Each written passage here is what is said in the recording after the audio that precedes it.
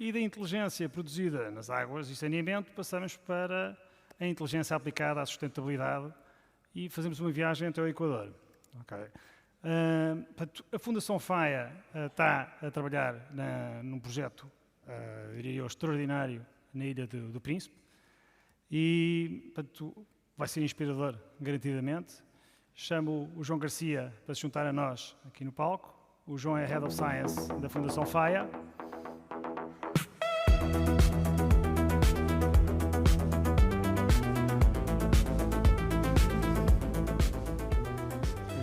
O João vai-nos mostrar como é que a tecnologia ESRI está a ser usada para proteger o ambiente, não é? E manter a Ilha do Príncipe com o seu ecossistema natural. Em princípio será esse o objetivo, sim. Obrigado. Força. Bem, bom dia a todos. O meu nome é João Garcia, sou responsável de Data Science na FAIA. Ok, cá estamos. Responsável de Data Science na Fundação FAIA. Antes de mais, gostava de agradecer à ESRI Portugal pelo convite e pela oportunidade de estar aqui hoje, em especial à equipa que nos acompanhou nesta viagem desde o princípio. Viagem essa que, como foi anunciado, nos leva hoje até à maravilhosa Ilha do Príncipe. A FAIA é uma fundação que foi criada há cerca de 1 ano e meio e que tem uma missão muito concreta, a da preservação da natureza. E nós acreditamos que esta preservação se consegue a partir de 2 princípios. Por um lado, através da melhoria da biodiversidade na ilha e, por outro lado, através de uma melhoria das condições de vida da população. Nós olhamos para a natureza como um bem e, como qualquer bem, quando cuidado, em princípio gerará dividendos a quem dela cuida e, como em qualquer outro investimento, e é desse princípio que surge o conceito do dividendo natural, que no fundo é o nome do nosso programa, que está neste momento a decorrer na ilha, um programa totalmente voluntário, ao qual as pessoas estão a participar de forma muito entusiasta, e que no fundo passa por uma atribuição de um valor monetário às populações em função daquilo que são as suas atividades de preservação da natureza. Nós acreditamos que só juntando pessoas, natureza e este incentivo financeiro, conseguimos de facto criar algo que tenha um impacto duradouro e de futuro. Ora, nós quando começámos a conceptualizar o conceito do dividendo, sempre quisemos que o mesmo fosse algo extremamente factual, que não partisse de achómetros nem de sensações, algo muito factual, quase como se fosse um algoritmo que, pegando numa série de valores de entrada, atribuísse de forma completamente prática e inequívoca qual é que é o valor que nós queríamos atribuir. E desde cedo percebemos que, por mais inquéritos que quiséssemos fazer na ilha, na realidade precisávamos de recorrer a um conceito de detecção remota para conseguir, de forma científica e prática, tirar o máximo de dados e o máximo de informação para as nossas atividades de preservação e, consequentemente, para o pagamento do dividendo. Foi aqui que, enfim, percebemos e cruzámos-nos com a ESRI, porque, de facto, sentimos a necessidade de ter um sistema de informação geográfica que respondesse a esta nossa necessidade de complexidade e que, no fundo, também tivesse aqui um papel central naquilo que é a nossa tomada de decisão no dia-a-dia. E então desafiámos a ESRI para fazermos uma prova de conceito em que pegámos numa série temporal de imagens de satélite e, no fundo, queríamos perceber se éramos capazes, de uma forma automática, classificar o uso de solo para que, no fundo, pudéssemos quantificar áreas, por exemplo, de floresta e fazer detecção de alterações nessas áreas. Portanto, fizemos uma pequena prova de conceito, partindo deste princípio, tentámos usar algoritmos pré-treinados que não funcionaram para esta zona do globo e, no fundo, procurámos então, através do mecanismo de GeoAI, criar o nosso próprio algoritmo para detecção de alteração do uso de solo. Aqui só uma breve imagem da infraestrutura, ela é maioritariamente cloud, temos uma parte de Managed Service onde temos as nossas imagens, temos uma parte importante da Azure onde temos no fundo todo o geoprocessamento destas imagens, porque estamos a falar de conteúdos muito pesados. Temos também uma solução SideScan para a geração de ortos e depois no fundo todo este ecossistema está ligado e permite a qualquer utilizador, seja aqui, seja no Príncipe, ligar-se em real time àquilo que é a nossa informação. Portanto, uma pipeline de GeoAI, no fundo, não é muito diferente de uma pipeline convencional de Data Science. Portanto, nós temos dados, que neste caso são imagens, temos que os preparar. Tivemos um trabalho exaustivo de classificação manual daquilo que são as identidades no solo, ou seja, o que é o quê, para que os treinos dos modelos fossem mais eficientes. E, no fundo, partimos desse labeling, treinámos modelos, testámos, comparámos resultados entre várias arquiteturas e backbones testados. Esta comparação, tal como no conceito do dividendo, não é uma coisa subjetiva, é altamente objetiva, parte de princípios básicos de métricas de Data Science e permitiu-nos chegar àquilo que é o nosso entender sobre um melhor modelo para fazer esta classificação, e partindo deste modelo fizemos inferência em escala e obtivemos os resultados que vou passar a mostrar. Portanto, temos aqui uma imagem norte da zona da Ilha do Príncipe, tem aqui a cidade de Santo António aqui mais à direita, o aeroporto em cima, tudo o resto floresta, e pegando no tal algoritmo de classificação conseguimos no fundo dizer o que é, ou quanto é que eu tenho de cada classe, não? Ou seja, quanto é que eu tenho de floresta, quanto é que eu tenho de zonas urbanas, portanto, no fundo, dar números àquilo que são as imagens. Para além disso, permitiu-nos ainda fazer detecção de alterações. Por exemplo, em 2016, nesta zona centro da ilha, à esquerda a imagem de satélite, do lado direito a parte classificada, não tínhamos absolutamente nada a não ser floresta. Em 2024, o sistema automaticamente identifica a presença de uma comunidade. Tanto é válido para alterações humanas como para alterações naturais. Por exemplo, neste caso, temos aqui uma zona oeste da ilha, em que também tínhamos só floresta, e que em 2024 vemos claramente aqui a presença de um deslizamento de terra.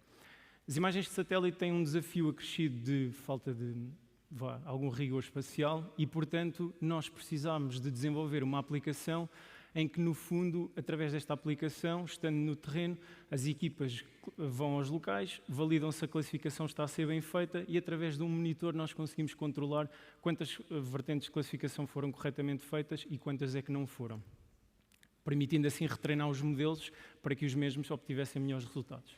Portanto, esta primeira prova de conceito foi muito interessante e, no fundo, permitiu-nos chegar aqui a resultados muito promissores, mas a resolução espacial destas imagens e o facto de ser uma zona que tem sempre muitas nuvens não nos permitia fazer uma monitorização constante. Então partimos para o conceito de imagem com uma resolução muito mais elevada a partir de drones. Os drones têm, de facto, uma capacidade de recolha de imagem muito prática, mas essas imagens depois vêm com um custo grande em termos de dimensão. Voando uma semana na Ilha do Príncipe, sou capaz de recolher 1 terabyte de informação de imagens e, portanto, seria totalmente impensável tentar trabalhar essa informação no meu computador ou em discos externos. E, portanto, temos uma solução da ESRI, chamada SiteScan, em que, no fundo, carregamos as fotografias das missões, as mesmas são processadas, geram estes ortos, tanto em RGB, como em multiespectral, como em modelos como os próprios modelos digitais. Conseguimos ver quais é que são as fotos que caracterizam cada parte do ortomosaico.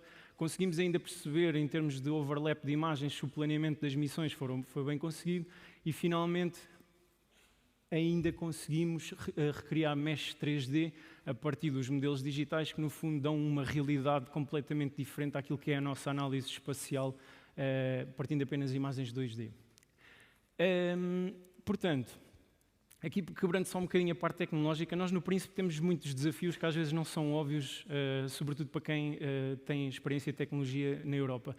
O primeiro é, eu quero voar em RTK para ter mais precisão nas minhas imagens, mas não existia nenhuma rede GNSS na ilha e, portanto, nós, proativos como nos caracteriza, montámos a nossa própria rede GNSS e, portanto, temos aqui o nosso colega do IT com todo o conjunto de regras de segurança e higiene do trabalho a montar uma antena.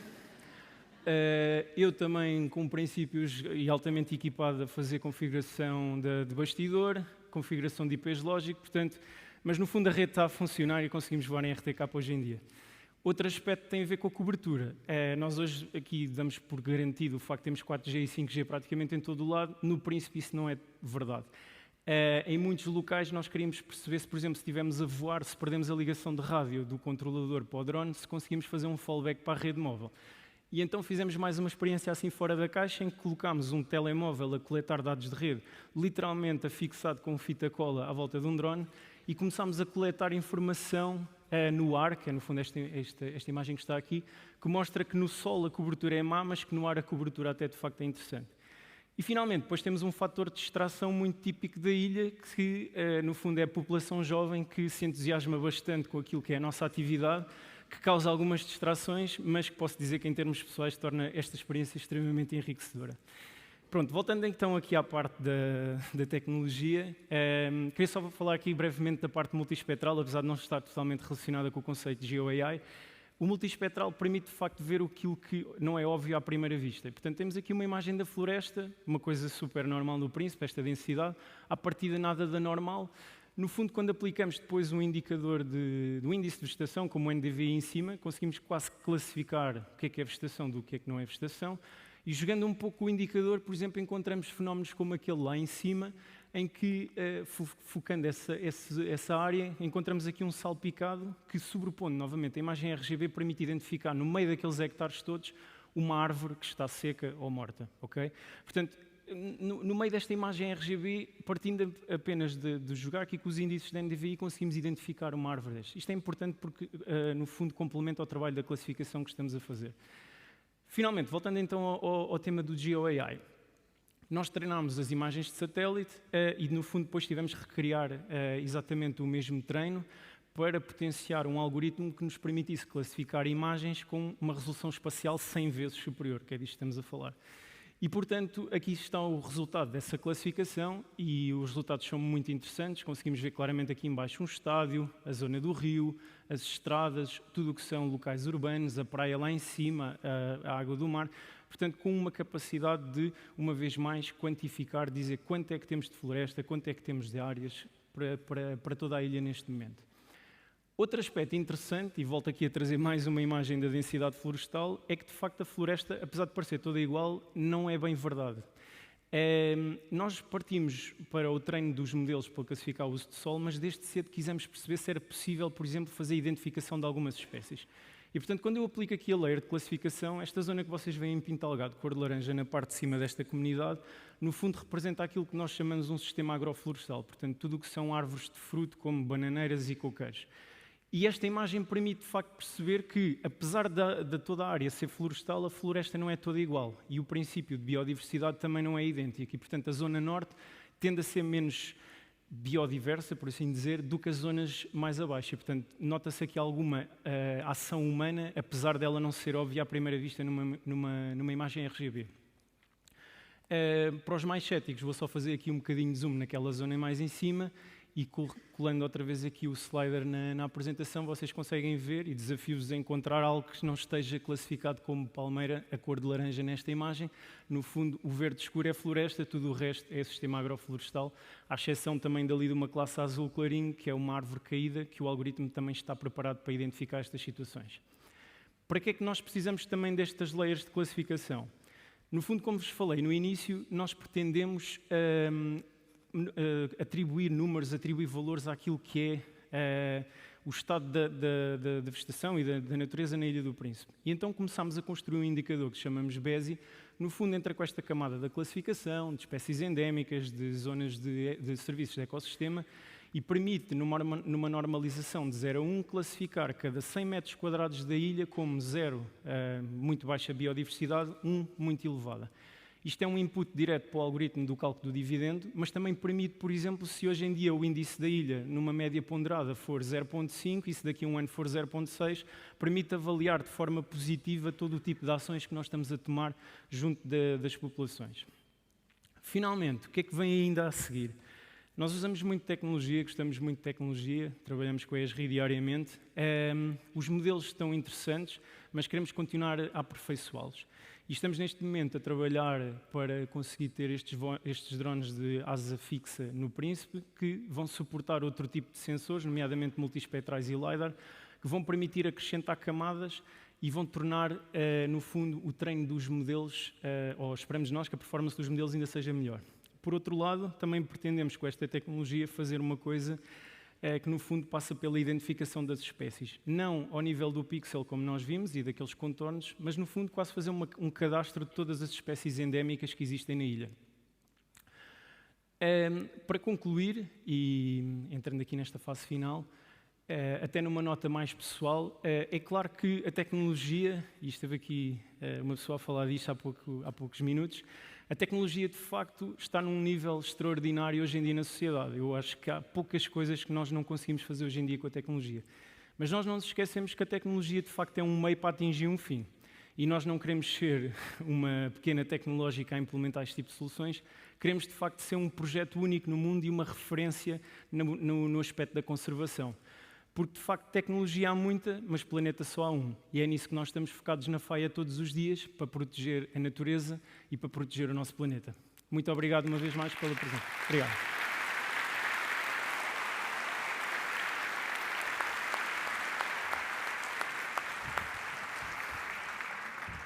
Muito bom, João. Obrigado. Acabaste de inspirar toda a gente, acho eu. Espero que sim. acho que alguns destes que estão aqui querem lá ver como é que é o projeto in loco. Sim, imagino que não apenas pelo aspecto do projeto, mas talvez pela envolvência ambiental, não é? Se precisares de alguém para fazer o drone, o voo do drone, estou cá. Ok. Olha, obrigado. Acho que isto é um bom exemplo também de como podemos usar o SIG para ter um mundo melhor, mais sustentável. Sem dúvida. João, muito obrigado. Ora é essa. Bom dia a todos. Obrigado.